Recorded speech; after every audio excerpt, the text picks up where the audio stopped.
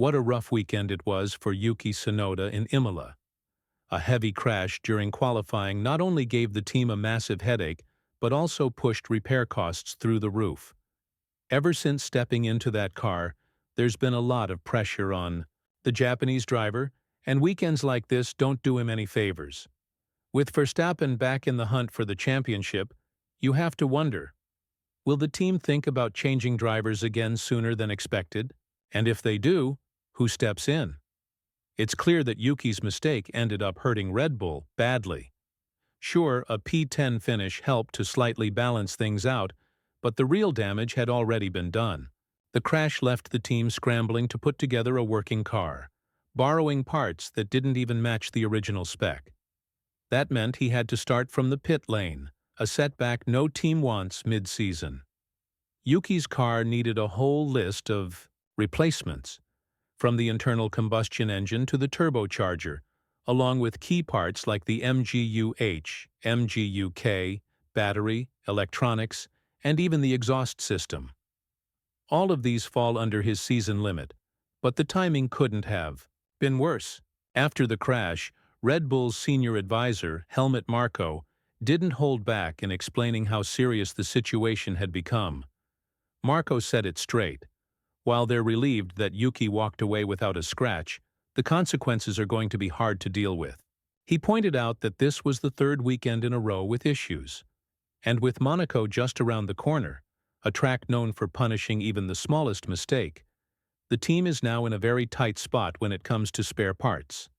Marko added that Yuki needs support and confidence, and they plan to give him that. But clearly patience won't last forever. Now let's be honest, everyone's glad Yuki is safe. If this crash had happened before safety measures like the halo were introduced, the outcome could have been much worse. But now that everything's calmed down, the team has to face the financial impact. Fixing a car after such a heavy hit isn't cheap, and that money could have gone toward giving Verstappen better upgrades.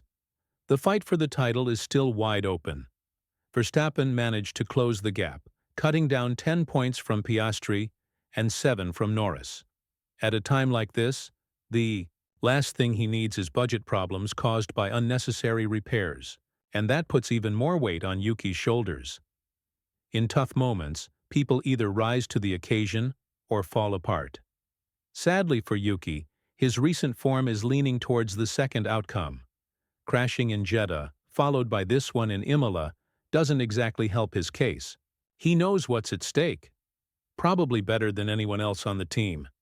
There's real concern now that Red Bull might consider switching drivers once again, possibly for the third time in one season. It's no secret that they've had to use a good chunk of their 2026 budget earlier than planned. And when a large part of that is going toward repairs, instead of performance upgrades, it becomes a serious issue. Teams expect their second driver to do 3 simple things: finish races, avoid mistakes, and help score points. And right now, Yuki is struggling with that. Drivers like Isaac Hadjar and even Arvid Lindblad are already putting pressure on him by showing what they're capable of in other categories. That only adds to the pressure building around Yuki's seat. Yuki himself admitted that the crash was on him. He pushed too hard, too early, with a car that had just undergone several changes. He called it really stupid, words you rarely hear from a driver unless he truly knows he messed up. The race itself didn't help Yuki's case either. Experts watching from the sidelines were quick to point out that the pressure on him is growing, not just because of mistakes, but because new talent is waiting in the wings.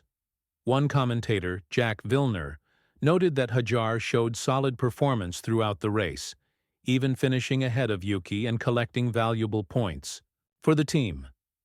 While luck played a role with safety car timing, Hadjar's results showed he could be a reliable point scorer. Yuki's impressive move from the pit lane to a 10th-place finish looked good on paper, but it didn't fully reflect his recent challenges. Hadjar is proving himself in Red Bull's sister team, consistently outpacing teammates and showing he can handle pressure. Meanwhile, Yuki's mistakes are adding strain, and the team's future decisions may depend on which driver gives them the best chance at success. The start of the season was tough for Hajar, but he quickly found his rhythm. Whether fans like it or not, he's shown he can perform when it matters most.